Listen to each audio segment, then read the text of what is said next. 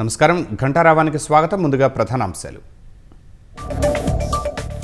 Hyderabad IT కారిడార్లో తీరనున్న traffic కష్టాలు. జూన్లో కొండాపూర్ పై వంతెన ప్రారంభించనున్న సీఎం.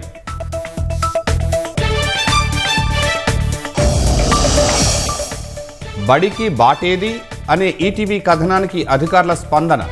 అడ్డంగా ఉన్న గోడను తొలగించి దారి పునరుద్ధరణ. ఛత్తీస్గఢ్లో లొంగిపోయిన 18 మంది మావోయిస్టులు ప్రభుత్వ హామీలకు ఆకర్షితులై జనంలోకి వచ్చినట్లు వెల్లడి.